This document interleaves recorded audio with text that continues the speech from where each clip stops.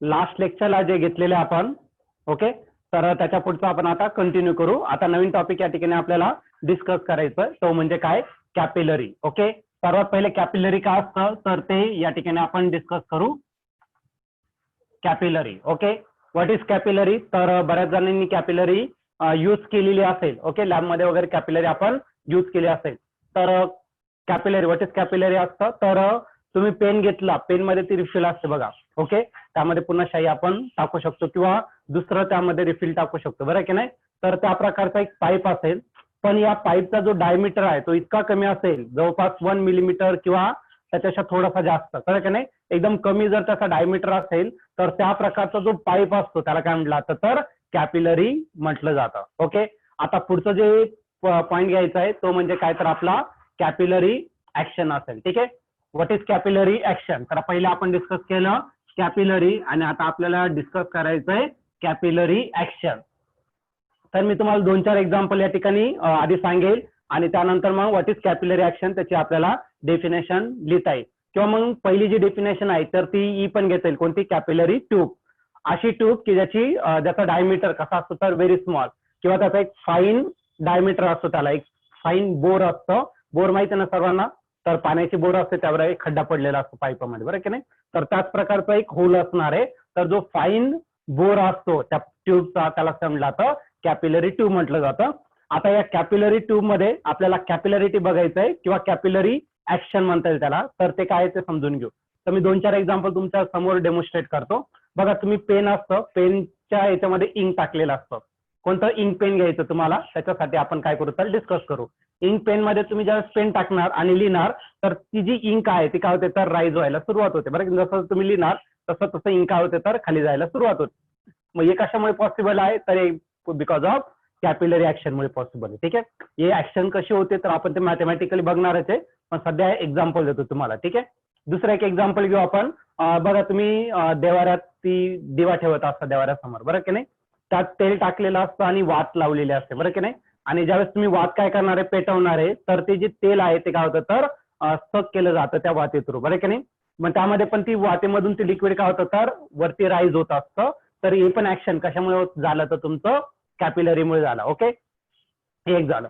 आणखी नेक्स्ट घेतलं आपण, ट्रीज असतात आपल्या झाड असेल, ओके, त्याचे जे मुळं असतात ते जमिनीतून काय करतात तर जे पाणी असेल ते काय करतात, मूळ जमिनीतल्या जे पाणी आहे ते शेवटच्या टोकापर्यंत, झाडाच्या शेवटच्या टोकापर्यंत काय करतात तर पाठवत असतात. हे कशामुळे पॉसिबल आहे, because of capillary action. Okay, आपण कपडे भिजत टाकतो आणि ते कपडे काय करतात ते पाणी शोषून घेतात त्याच्यातलं, बरं की नाही. हे पण कशामुळे पॉसिबल आहे तर कॅपिलरी ऍक्शन, बरं की नाही. म्हणजे या केसमध्ये ज्यावेळेस तुम्ही त्या कंटेनर त्या लिक्विडमध्ये मर्ज करतात तर त्या केसमध्ये त्या लिक्विडची लेवल काय होते तर एक तर राईज होते, नाही तर मग ती काय होते फॉल होत असते.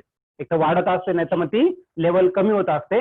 हे जे फिनॉमिनॉन आहे याला म्हटलं जातं कॅपिलरी ऍक्शन किंवा याला म्हटलं जातं कॅपिलॅरिटी म्हटलं जातं. ओके, डेफिनेशन क्लिअर आहे. मग आता मी डेफिनेशन सांगतो तुम्हाला कॅपिलॅरिटीची. The phenomenon of rise or fall of liquid. Okay, एक तर राईज होणार आहे म्हणजे वाढणार आहे किंवा फॉल होणार आहे म्हणजे कमी होणार आहे. ठीक आहे, लेवल कमी होणार आहे. Rise or fall of liquid inside a capillary tube when it is deep into the liquid is called as capillarity action. Okay, तर मी तुम्हाला एक्झाम्पल आधी एक्सप्लेन करून दिलेलं आहे. ओके, कॅपिलरी ऍक्शन झाली, त्याची डेफिनेशन झाली, लिक्विडचे लेवल राईज होणार आहे. मी तुम्हाला सांगितलं होतं सुरुवातीला तर आपल्याला एक कन्सेप्ट घ्यायची या ठिकाणी. तर मी तुम्हाला सकाळी सांगितलं होतं गॅसेस असेल किंवा लिक्विड असेल कुठून फ्लो होणार आहे, always flow from higher region to higher pressure region म्हणा, तिथून लो रिजनला जाणार, बरं की नाही. हायर लेवल असेल तर कमी लेवलला जाणार. दुसरी कंडिशन काय, ज्या ठिकाणी प्रेशर जास्त आहे त्या जास्त प्रेशर कडून कमी प्रेशरकडे लिक्विड फ्लो होत असतं, बरं की नाही. तर हे आपण या ठिकाणी डिस्कस केलेलं आहे. मग त्याच प्रकारे आपल्याला या ठिकाणी डिस्कस करावं लागेल. तर हा पॉईंट लक्षात ठेवायचं, ज्या ठिकाणी प्रेशर जास्त तिकडून का ना तर कमी प्रेशरकडे का ना तर लिक्विड फ्लो होणार. एकदम इम्पॉर्टंट आहे. याच कन्सेप्ट वरती 1-2 मार्कासाठी विचारलं जाऊ शकतं आणि नाही विचारलं तरी या कन्सेप्ट वरती पुढचा टॉपिक आपल्याला घ्यावा लागेल. ठीक आहे, तर व्हेरी इम्पॉर्टंट समजून घ्या. तर सर्वात पहिले मी काय घेतलं तर एक कंटेनर घेतलं आणि या कंटेनर मध्ये मला काय करायचं तर लिक्विड घ्यायचं. आता लिक्विड कोणतं घेणार तर liquid should be homogeneous liquid. Liquid कोणतं असणार तर होमोजिनियस लिक्विड असेल. आणि या लिक्विडमध्ये मला काय करायचं तर एक कॅपिलरी ट्यूब या ठिकाणी डीप करायचं. आता फिगरमध्ये तुम्हाला ही कॅपिलरी ट्यूब खूपच विड्थची दिसेल, ठीक आहे, पण आपल्याला ऍक्च्युली ती काय करायची तर कमी विड्थची घ्यायची, ठीक आहे.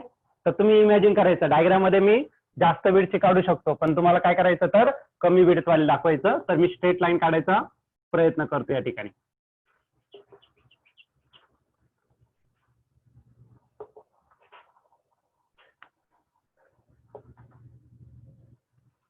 ठीक आहे. तर या ठिकाणी मी काय घेतलं तर एक कॅपिलरी ट्यूब घेतलं, ओके, आणि तो कॅपिलरी ट्यूब काय केला तर या लिक्विड मध्ये डीप केलेला आहे. ओके, डीप केल्यानंतर एकतर या लिक्विडची जी लेवल आहे त्या ट्यूब मध्ये एकतर ती राईज होणार, नाही तर मग काय होणार तर फॉल होणार. मग आपण पहिली कंडिशन घेऊ ज्याच्यामध्ये लिक्विडची लेवल काय करायची, राईज करायची का फॉल करायचं ते तुम्ही डिसाईड करायचं. पण दोन्ही केससाठी आपल्याला थोड्याशा वेगवेगळ्या डायग्राम काढायचं. तर पहिली मी काय करतो राईज ऑफ लिक्विड घेतो, ठीक आहे. Rise of liquid in a capillary.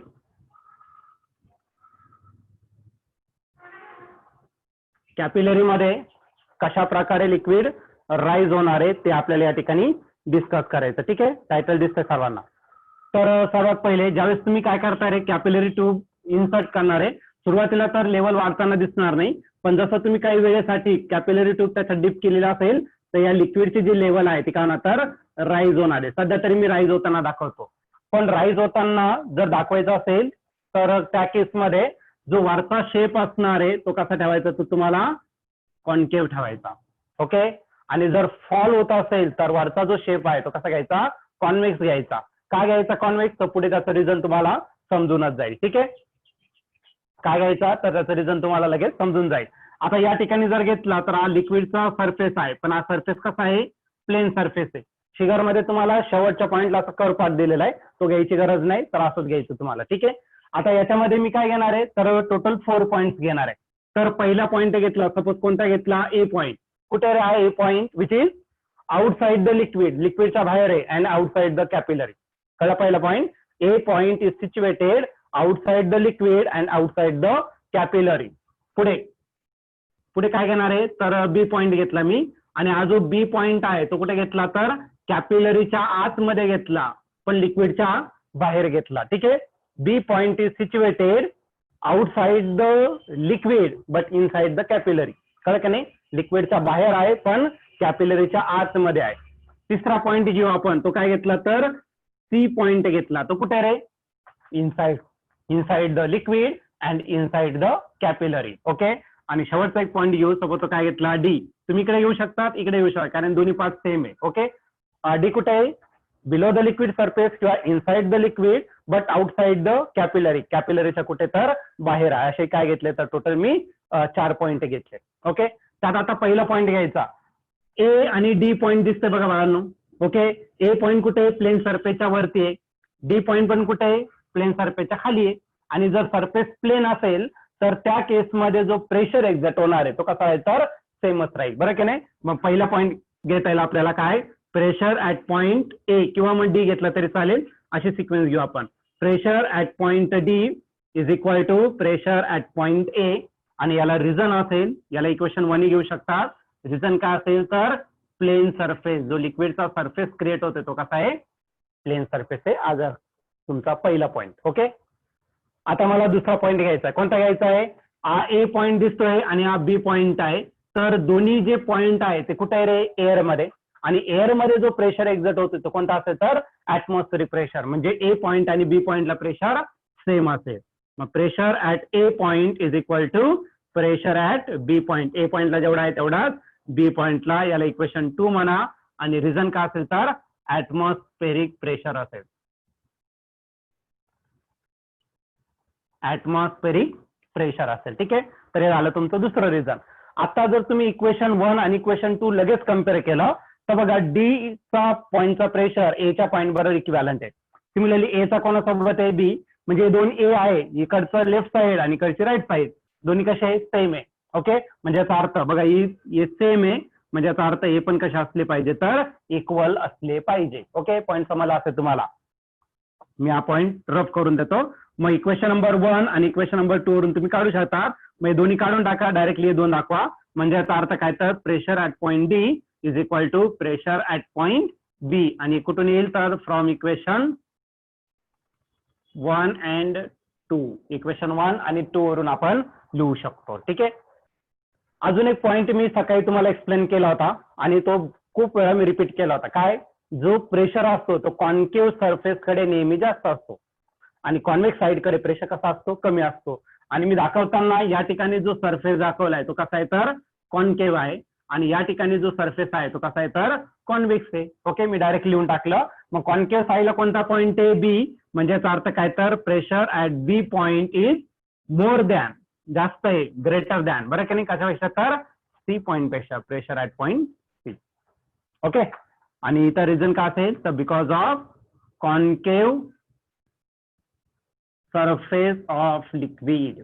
Okay, concave surface मुळे आपण बी पॉइंटचं प्रेशर जास्त घेतलं कारण तिकडे कॉन्केव्ह सरफेस आहे आणि सी पॉइंटचं प्रेशर कमी घेतलं. आणि आज हे वरचं इक्वेशन आलंय त्याला इक्वेशन 3 कन्सिडर करू.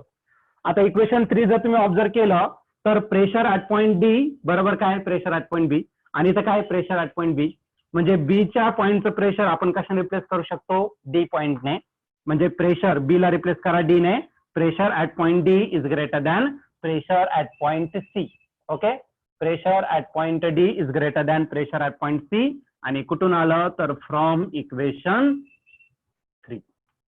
ओके, तर सर्व तुमच्या बोर्डवरती आहे. आता बघा, मी तुम्हाला डेरिव्हेशन स्टार्ट करायच्या आधीच सांगितलं काय, जे लिक्विड आहे किंवा गॅसेस आहे तिकडून फ्लो होणार आहे always flow from higher pressure region to lower pressure region किंवा हायर लेवल टू लोअर लेवलला ते नेहमी फ्लो होत असतात, बरं की नाही. मग या ठिकाणी प्रेशर जिकडून जास्त असेल तिकडून ते कमी प्रेशरकडे जास्त जाणार. मग या ठिकाणी प्रेशर कोणत्या पॉईंटचं जास्त आहे, शेवटचं घेतलं तर डी पॉईंटचं प्रेशर जास्त आहे आणि सीचं कसं आहे, कमी आहे. मग डी पॉईंट म्हणजे इकडचं पण आहे, बरं की नाही, हे दोन्ही पार्ट सेम आहे. मग या दोन्ही ठिकाणचं प्रेशर वाढतंय, इन्क्रीज होत आहे. मग वाढल्यानंतर हे लिक्विड आपोआप फ्लो होणार आणि दोन्ही लिक्विड कानात वरती राईज होणार, कळलं की नाही. दोन्ही डी पॉईंटचं प्रेशर वाढतंय, वाढल्यानंतर इकडून लिक्विड कमी प्रेशरकडे फ्लो होणार आणि कमी प्रेशर कुठे तर सी पॉइंटला. मग सर्व दोन्ही जे लिक्विड आहे ते सी कडे काना तर अट्रॅक्ट होणार किंवा सर्व लिक्विड त्या ठिकाणी येणार, फ्लो होणार. ठीक आहे, त्यामुळे जी कॅपिलरी ट्यूब आहे त्या कॅपिलरी ट्यूबची लेवल काना तर राईज होणार. तर हे झालं त्याच्या मागचं reason.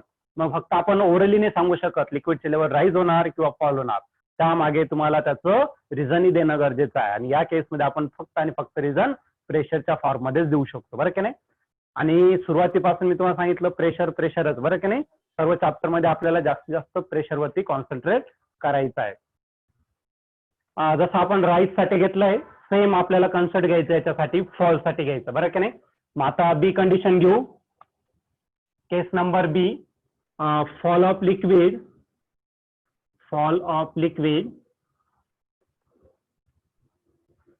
in a capillary tube.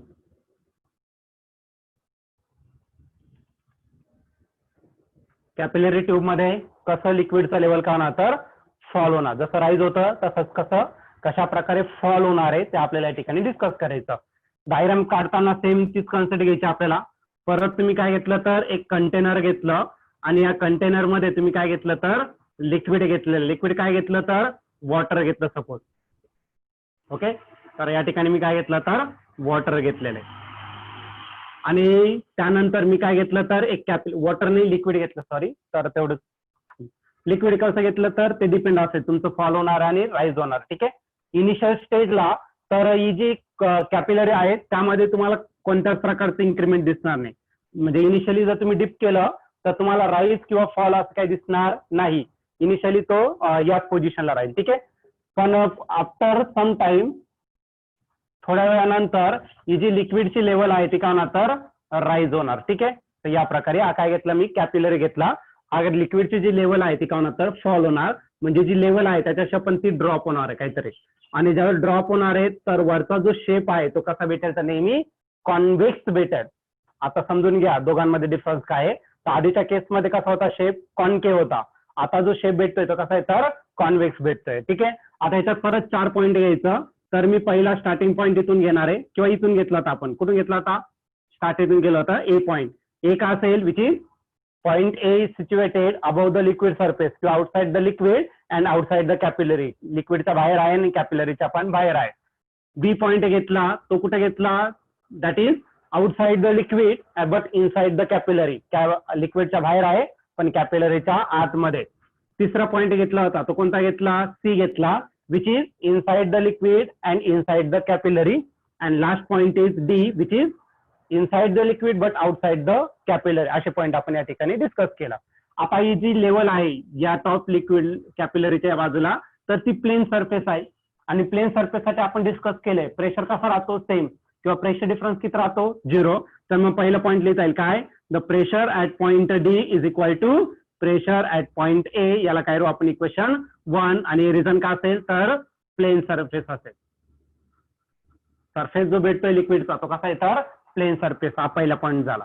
दुसरा काय, ए आणि बी पॉईंट कुठे आहे, लिक्विडच्या बाहेर आहे म्हणजे एअर मध्ये आहे आणि एअर मध्ये जो प्रेशर असतो that is called as atmospheric pressure. म्हणजे ए आणि बी पॉईंटचं प्रेशर पण same. Pressure at point A is equal to pressure at point B. This is equation 2 आणि रिझन काय असेल तर ऍटमॉस्फेरिक प्रेशर. ऍटमॉस्फेरिक प्रेशर हे त्याच्या मागचं रिझन असेल. आता तिसरा पॉईंट घेऊ. आता या ठिकाणी जो शेप आहे त्याच्या आधी बघा डी चा जो प्रेशर आहे डी पॉईंटचा तो ए बरोबर इक्वल आहे आणि ए चा जो आहे तो बी बरोबर इक्वल आहे. म्हणजे दोन इक्वल आहे याचा अर्थ हे दोन पण काय असेल तर इक्वल. म्हणजे डी आणि बी चं जे प्रेशर आहे ते कसं राहील तर सेम राहील. मग फ्रॉम इक्वेशन 1 and 2 इथं लिहू शकता वाटलं sir, from equation 1 and 2 we can write that pressure at point D is equal to pressure at point B. D ला जेवढं प्रेशर असेल तेवढंच कुठं असेल तर बी ला पण असलं पाहिजे. दिस इज इक्वेशन 3rd. तर याला आपण इक्वेशन 3rd या ठिकाणी कन्सिडर करू शकतो. ठीक आहे, तर हे झालं. ठीक आहे, याच्यामध्ये पण काय अडचण नसायला पाहिजे. त्यानंतर या ठिकाणी जो शेप भेटणार आहे तो भेटेल तुम्हाला कॉन्व्हेक्स शेप आणि या ठिकाणी जो भेटणार आहे तो कसा भेटेल तर कॉन्केव्ह शेप भेटेल. बरं की नाही. आणि तुम्हाला याच्या आधी डिस्कस करताना सांगितलं कॉन्केव्ह साईडला नेहमी प्रेशर कसा असणार तर जास्त असेल कशापेक्षा तर कॉन्व्हेक्स पेक्षा. तर आपण ते घेऊ शकतो. तर कॉन्केव्ह साईडचं प्रेशर तो कुठे तर सी पॉइंटला आहे म्हणजे pressure at point C is more than pressure at point B. का, कारण तुमचा जो सरफेस आहे तो कसा आहे तर कॉन्केव्ह आहे सी पॉइंट कडे. बरं की नाही, सी कडे तुमचं प्रेशर जास्त राहील कारण कॉन्केव्ह आहे. बरं की नाही. त्याचं रिझनही तुम्हाला देता येईल. तर रिझन देऊ शकता तुम्ही concave surface of liquid. Concave surface या ठिकाणी तुम्हाला भेटून जाईल. आता पुढे सी चं प्रेशर जास्त आहे बघा. ओके, आणि या ठिकाणी बी दिलेला आहे म्हणजे pressure at point B is equal to काय pressure at point D. Equation number 3 म्हणजे बी चा जो आहे त्या ठिकाणी लिहिता येईल तुम्हाला काय प्रेशर ऍट पॉइंट डी आणि कुठून तर इक्वेशन नंबर 3 पासून. ठीक आहे, म्हणजे pressure at point C is greater than pressure at point D आणि रिझन काय असेल तर फ्रॉम इक्वेशन 3. ओके, आता याच्यात तुम्ही ऑब्झर्व करा कोणत्या पॉईंटचं प्रेशर जास्त आहे तर सी पॉईंटचं प्रेशर जास्त आहे आणि डी पॉईंटचं प्रेशर कमी आहे. बाहेरचा विचार नका करू, लिक्विडच्या आतमधला विचार करायचा आहे. सी पॉईंटला प्रेशर जास्त आहे म्हणजे लिक्विड का होणार आहे, लिक्विड हायर प्रेशर पासून कमी प्रेशर कडे. मग कमी प्रेशर कुठे आहे डी कडे आणि इकडचा पण पॉईंट डीचा असणार आहे म्हणजे सी कडून लिक्विड बाहेरच्या साईडला फ्लो होणार. आधीच्या केसमध्ये बाहेरून कुठे यायचे तर आतमध्ये ते फ्लो व्हायचे. तर या केसमध्ये ते काय होणार तर आतमधून बाहेरच्या साईडला म्हणजे ऑटोमॅटिकली जी कॅपिलरी ट्यूब आहे त्यामध्ये जी लिक्विड आहे त्याची लेवल काय होणार तर फॉलच होणार. कळलं का नाही, कारण की सी पासून डी कडे तुमचा लिक्विड फ्लो होत आहे. डी म्हटलं ती दोन्ही बाजूला. कळलं का नाही, चारी बाजूला म्हणता येईल आपल्याला. सध्या तर 2 बाजू दिसत आहे म्हणून 2. ठीक आहे, ऍक्च्युअली मध्ये सगळी चारी बाजूला तो का तर सी कडून बाहेरच्या साईडला लिक्विड फ्लो होणार. मग यानुसार तुमचं लिक्विडची लेवल काय होते तर फॉल होत असते. ठीक आहे, आणि आधीच्या केसमध्ये ती राईज होत असते.